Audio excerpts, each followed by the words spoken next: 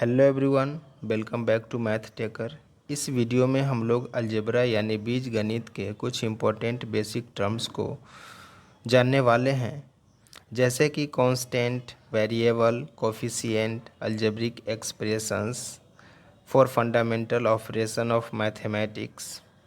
तो चलिए इस वीडियो को शुरू करते हैं। तो सबसे पहले इस वीडियो की शुरुआत हम अलजेब्रिक एक्सप्रेशंस यानी बीजीय व्यंजक से करेंगे। उसके पहले हम जान लेते हैं कि न्यूमरल्स क्या होता है, न्यूमरल्स क्या होता है, लिटरल्स क्या होता है और four fundamental operation of mathematics क्या होता है, इसे हम जानेंगे। तो न्यूमरल्स यानी कि नंबर, संख्या को हम न्यूमरल्स कहते हैं। जैसे आप यहाँ देख रहे हैं 2, 5, 18, 26, 54 एट्सेट्रा, ये सब जो भी फिगर है, न्यूमेरिकल वैल्यू है, इसी को हम न्यूमरल्स कहते हैं। सेकंड दिया हुआ है लिटरल्स। लिटरल्स का मतलब होता है अल्फ़ाबेट का जो लेटर होता है उसको हम लिटरल्स वैल्यू बोलते हैं, जैसे ABXYMN एट्सेट्रा। ठीक है, तो ABCD का यानी कि कोई भी अल्फ़ाबेट का जो लेटर होता है उसको हम लिटरल्स कहते हैं। और न्यूमरल्स यानी कि नंबर, संख्या कोई भी। ठीक है, तो न्यूमरल्स और लिटरल्स समझ गए। उसके बाद हम जान लेते हैं कि four fundamental operation of mathematics ये क्या होता है। तो four addition, subtraction, multiplication and division, ये जो चार ऑपरेशन है मैथ का, प्लस माइनस मल्टीप्लाई और डिवाइड, इसी को four fundamental operation of mathematics कहा जाता है। ठीक है, तो अब हम जान लेते हैं अलजेब्रिक एक्सप्रेशंस यानी बीजीय व्यंजक क्या होता है। तो इसका डिफिनीशन है कि the combination of numerals and literals with four fundamental symbols of mathematics is called algebraic expressions. यानी कि जो न्यूमरल वैल्यू है, ठीक है, नंबर यानी संख्या वाला, और जो लिटरल वैल्यू है अल्फ़ाबेट का, उसका अगर कम्बिनेशन हम प्लस माइनस मल्टीप्लाई और डिवीजन के साथ अगर हम कर देते हैं, कनेक्ट कर देते हैं, उसको कंबाइंड कर देते हैं, तो जो एक्सप्रेशन बनता है उसे ही हम अलजेब्रिक एक्सप्रेशंस कहते हैं। जैसे आप यहाँ पे एग्जांपल में आप देख सकते हैं कि ये लिखा हुआ है x+5, यह एक अलजेब्रिक एक्सप्रेशंस है। यहाँ पे प्लस एडिशन के द्वारा ये कनेक्ट किया गया है। y-7 एक अलजेब्रिक एक्सप्रेशंस है, क्योंकि यहाँ पे ये y क्या है, लिटरल वैल्यू है, 7 क्या है, न्यूमरल वैल्यू है, और दोनों माइनस साइन के साथ कनेक्ट है। तो इस तरह का जो भी कम्बिनेशन होता है वो अलजेब्रिक एक्सप्रेशंस होता है। नेक्स्ट यहाँ पे देखिए कि 3a+b, तो 3 यहाँ न्यूमरल वैल्यू है, ये लिटरल वैल्यू है, यहाँ पे प्लस आ गया, फिर b है। तो इस तरह का जो कम्बिनेशन है ये सब अलजेब्रिक एक्सप्रेशंस इसी को कहते हैं। मतलब न्यूमरल और लिटरल वैल्यू का कम्बिनेशन होना चाहिए, किसके साथ कनेक्ट होना चाहिए, तो जो फोर फंडामेंटल ऑपरेशन है, plus minus addition, subtraction, multiplication और डिवीजन, इनके साथ उसका कम्बिनेशन बनता है। ठीक है, किसका, तो न्यूमरल्स एंड लिटरल वैल्यू का। ये -6 है, यहाँ पे देखिए लिटरल वैल्यू है, ये न्यूमरल वैल्यू है। ठीक है, यहाँ 6y है, तो यहाँ पे मल्टीप्लाई 6 में y से मल्टीप्लाई हो गया है, तो 6 न्यूमरल वैल्यू है, y लिटरल वैल्यू है। तो इस तरह के जो भी कम्बिनेशन होते हैं इसको अलजेब्रिक एक्सप्रेशंस कहा जाता है। 9x 7x/3, तो ये हुआ अलजेब्रिक एक्सप्रेशंस। अब चलते हैं नेक्स्ट। अब जान लेते हैं हम लोग कांस्टेंट एंड वेरिएबल के बारे में। ये कांस्टेंट क्या होता है और वेरिएबल क्या होता है। ठीक है, तो कांस्टेंट का हिंदी होता है अचर। इसका मतलब होता है जो नहीं बदलता है, जिसका वैल्यू फिक्स्ड होता है, अचर उसी को कहते हैं constant. Whose value is not changeable means always remains fixed is called constant. मतलब जिसका मान नहीं बदलता है, जो हमेशा स्थिर रहता है, उसी को हम कांस्टेंट कहते हैं। एज फॉर एग्जांपल में, जैसे कि न्यूमरल वैल्यू, जो न्यूमरल वैल्यू होता है, संख्या वाला जो वैल्यू होता है, जैसे 7 हुआ, 12, 5, 9, इस तरह का कोई भी संख्या वाला जो वैल्यू होता है उसी को हम कांस्टेंट कहते हैं।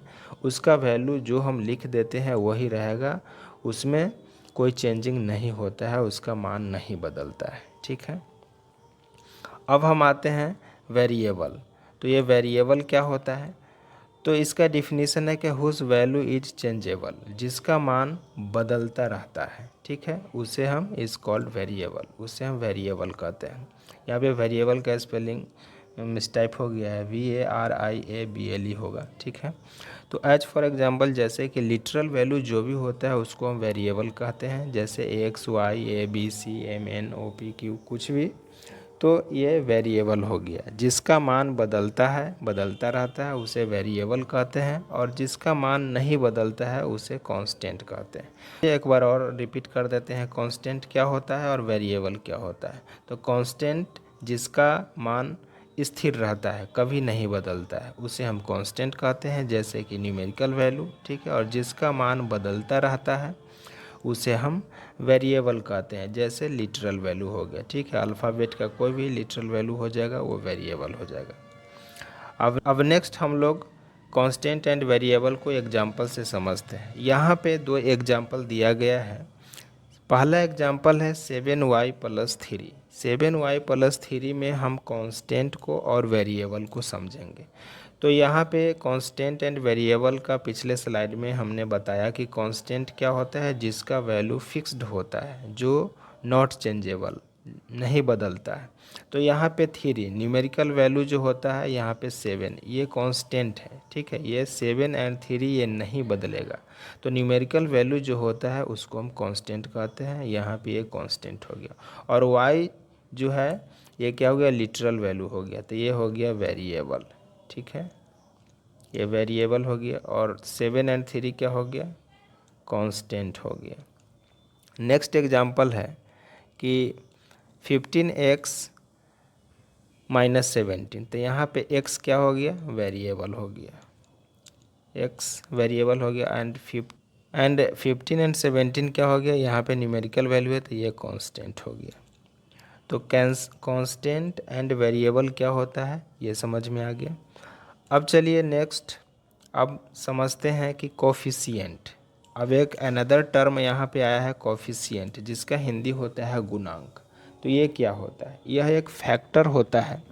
जब हम किसी भी दो टर्म को मल्टीप्लाई करते हैं, दो जैसे न्यूमरल वैल्यू हो गया और लिटरल वैल्यू है, उसको मल्टीप्लाई कर देते हैं, तो दोनों का मल्टीप्लिकेशन करने के बाद जो टर्म आता है तो उसमें दोनों एक दूसरे का कोफिशिएंट कहलाता है। दोनों फैक्टर जो होगा एक दूसरे का कोफिशिएंट कहलाएगा। जैसे यहाँ पे आप देख सकते हैं -7y+3, तो इसमें y के फैक्टर हो गया -7 एंड -7 का फैक्टर हो गया y इस टर्म में, ठीक है, इस एक्सप्रेशन में।